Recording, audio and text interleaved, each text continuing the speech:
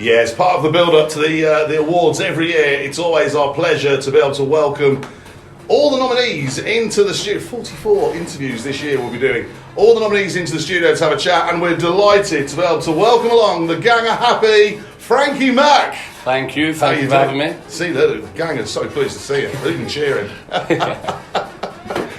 Frankie, yes. Welcome to OASIS FM. Thank you. And take into account that we've just found out how long you've been here. Welcome to Tenerife. Thank you.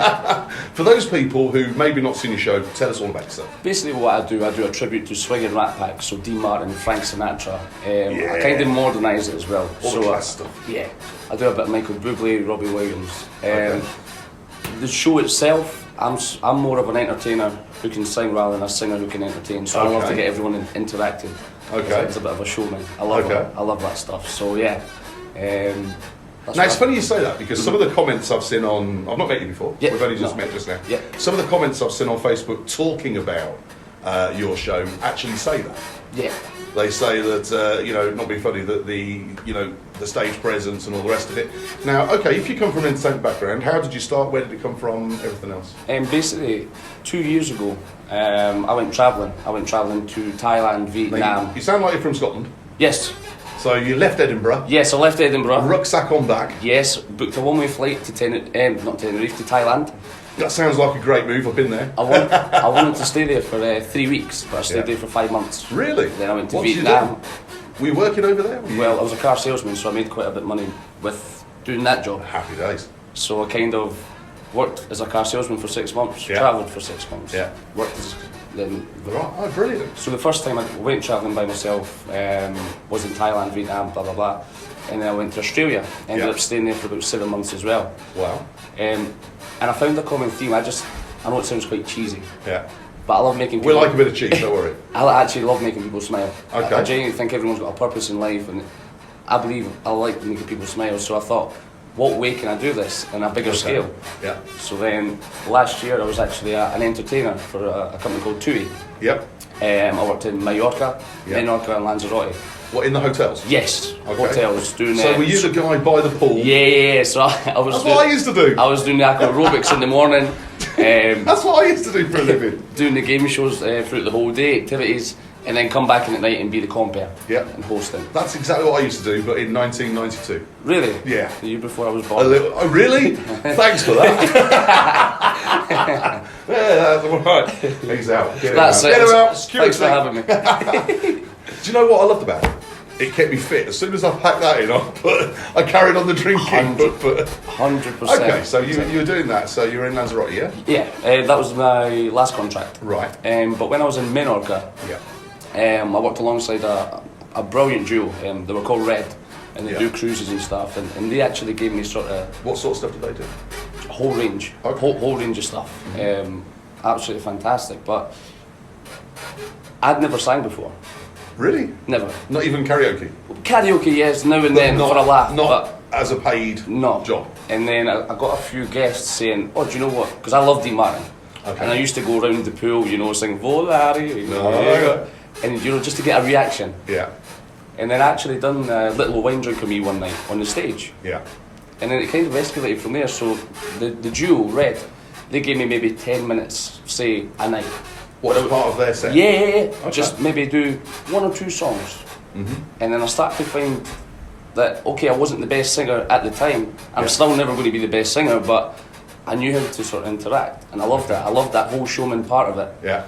And then since then, it's just kind of escalated. Okay, question then, Yes. because I've worked in that environment. I mean, we had Paul Parker in yesterday, who's from an animation background as well. He's in the compare category. Now, when you're doing that as part of an act with someone like Red, in the hotel you work in, where everyone knows you, you're going to get support. Easy. How was the step from doing that to actually putting your own show together and going in somewhere cold? Yeah, so what happened, when I was in Menorca, it must have been about 3-4 months where I was actually doing this every night. Then that 10 minutes turned into 20 minutes, and I started to get a lot more confidence. When I got put to Lanzarote, it was the same concept, knew the people during the day, but there was a Tuesday free and they needed someone to do a cabaret. Okay. So I'd never sang for 45 minutes straight. So that was the first time I did that. And again, you're right when what you're saying, you get a lot of support. Yeah. So it kind of made me feel like I had a safety net. Yeah.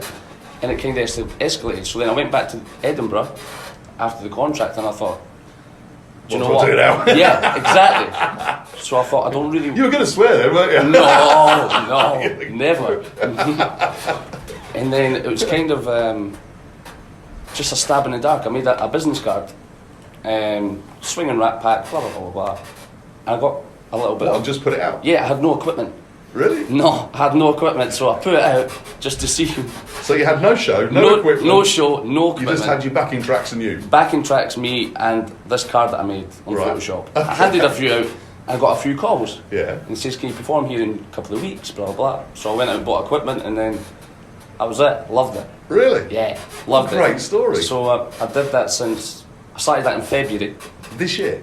Yeah, this year. So hang on a sec. So you only actually started singing outside of a safety net, performing in February this year? February, yeah. My God. So February, March, April... Yeah. Was a lot like what you're saying, because I did care homes back. I love doing the care homes. Yeah. You know, they love that music. Well, they're not going to walk out, are they? They're going to stay there, aren't they? That was what you've got to try and keep them awake. Do you know what? Sometimes I know, but you're right, because you don't know who's sort of paying attention or not. But and that I loved that because it taught me a lot. But also, you're right, the music is going to hit a took them back to the memories, and it was love to see 70, 80, 90-year-olds, you know, jiving. Yeah. You know, they're still jiving, and it's absolutely amazing. And then even doing bars, you know, I did a couple of clubs back home, like I'm from Leith, Easter Road, so I'm a Hibernian supporter, so there's a Hibs club there, and you know, it was a huge learning curve, sort of getting to know the audiences, what songs, and you know, and I learnt so much from that, like what you're saying, without that safety net. Okay, so then how did you end up here? Aeroplane. Okay, that's fair enough, but what made you come? So February, March, April was back home. Yeah. And I missed the sun. I've always travelled. Did Camp America, stayed in Australia, Thailand, blah, blah, and I really missed the sun. Yeah. And I missed having a different culture. When you're back home, it's all the same routine, Yeah. And I didn't want to get back into that. Yeah. So I literally booked a one-way flight here. I've never been here. Really? Yeah. And what was your first impressions when you got here? Scared. Okay. Because I had no idea what was going to happen. And you literally had your backing tracks and your business card that you'd made on Photoshop. And a poster. You had a poster, mate. You'd progressed. Well done.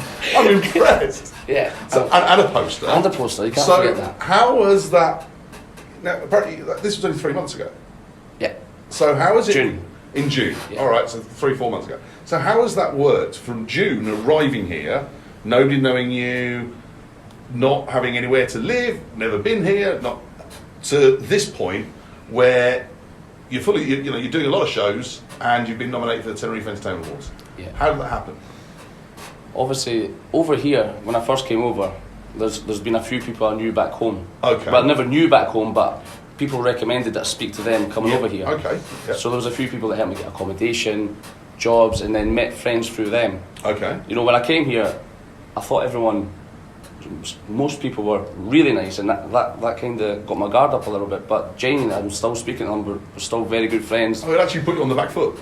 Literally, I thought, why are people so nice? Why are people actually trying to help? Yeah. Do you know what I mean? We're a community. Have you worked it out now? Yeah. Well done. That's good. But was it hard finding the spots, or have you found it relatively okay? I always put myself out there. Nothing's easy, you know. But I do things in a sort of way that I'll try and do the best I can. At each gig, I'm always giving 110%. Sure. Doesn't matter if it's describe your show. All right. I mean, it's all right saying, "Well, I sing a bit of this and it." Describe your show. What makes you different from a Michael Bublé tribute or the other people singing Frank Sinatra and Dean Martin? Because I believe I'm more of a show. I'm not just about the song. Okay. I'll try my best to make every single person go out with some sort of memory of that show. Yeah. Doesn't matter. Like, for instance, last night I was doing a gig in Sinatra's bar at Sunset Bay Square. Yeah.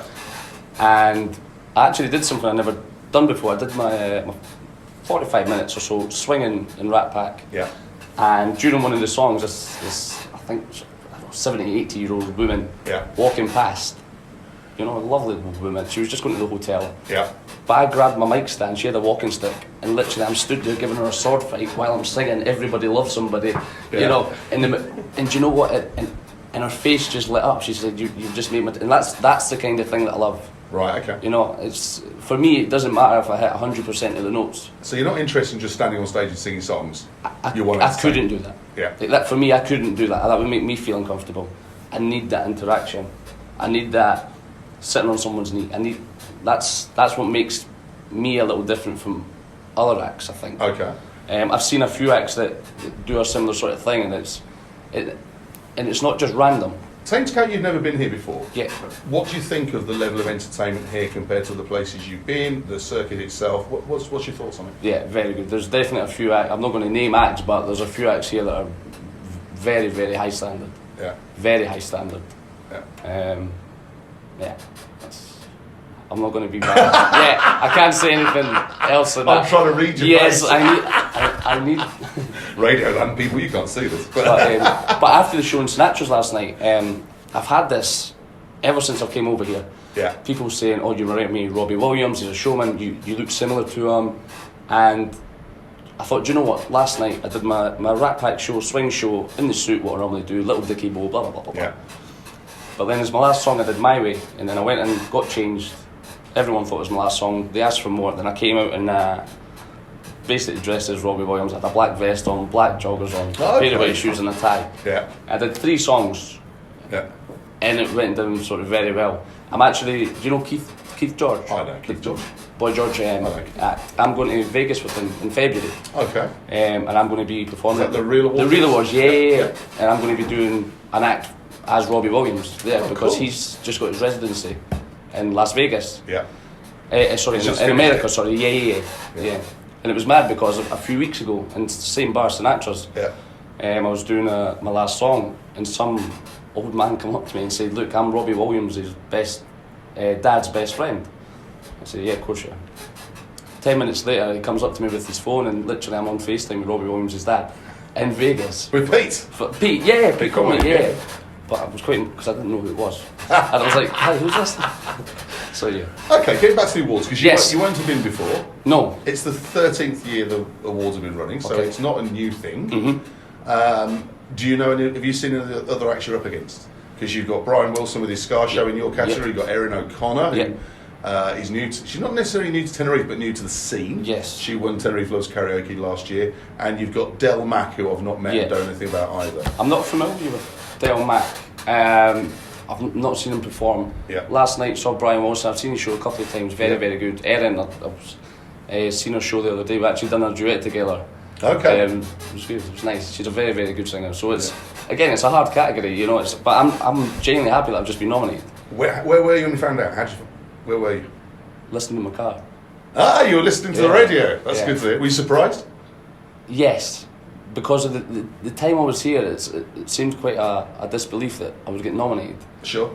But, yeah. But I believe Del hasn't been here long either. I think the two of you are quite, very new to the scene. So, I mean, it must say something for what you've been what you've been doing. Exactly, and it just shows that Have you had a good reaction?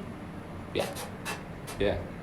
No, from other people. From other people that you're bumping into, TEC, bar owners, other acts. 100%, and like I always remember, sort of like you never sort of want to forget where you've came from. So I still appreciate that, even that support that's still there now. Even customers and guests that have flown back, you still get messages saying, "Remember this happened." And, that's it. And to be even nominated for an award like this is mad. So, are you coming on the day? Yes. Are you going to win? I wanna. I've got to ask the questions. You know that. You know I've got to ask the questions. Yeah. Frankie, anything before we go? Because time's catching up with us. Anything else you want to say hello to, shout out? Anything you want to add? No, just for all the people that have supported me. They know who they are. I'm not going to name names individually or acts individually, but there's been a lot of people here that have put in a bit of time and effort with me and recommended me places, and it's absolutely fantastic. Just a shout out to my mum and dad, Karen and Frank, back in Edinburgh. Okay. And the Jewel Red, who got me into this, so I do appreciate it. For those people who now have heard you and may want to come and see you, yes. What's your Facebook page so they know? So it's FrankieMack, so it's Frankie Frankie. Yep. Mack is Mack. So it's FrankieMack official, and it's on Facebook and Instagram. Okay, and which bar, where can people see you in the next few days? Next few days, tonight I'm in Los Gigantes in Tipsy Terrace. Great place. Fantastic venue. Love it. Lovely venue. Yeah. Really nice owners. I can imagine Sally and Sarah. Yeah. I can imagine you going down with that, actually. They're absolutely fantastic. Yeah. You know. So I can imagine you doing well there. Yeah. Friday, got a day off Friday. Okay. Then Saturday I'm in Los Cristianos in the Whiskey Jar at 10 and Happy Days at 11. Oh, I bet John's loving having you there. And and in the afternoon I'm at Calypso, 3 o'clock. Fantastic. Listen, thank you for taking the time to come over and eventually find us. You were wandering around for 10 minutes outside looking for signs, looking for a sign. Let's say the OASIS. And it's been a pleasure to meet you. Good luck. Thank you. Just so people know, voting opens on Monday at midday. Right, okay. All right? Yep. I'll tell you how very, very shortly, but voting action. Now we've got nearly all the interviews booked in. We know when they're going to start and finish. So voting starts on Monday at midday. Frankie's in the best newcomer category. So yeah, brilliant. Thank you very much. Pleasure to meet Much you. appreciated. Thank you very much indeed. And we will see you on the 13th of October at the Tenerife St. Awards. 2 days before my birthday. Ah, what a present that'll be. Come on. Awards 2000.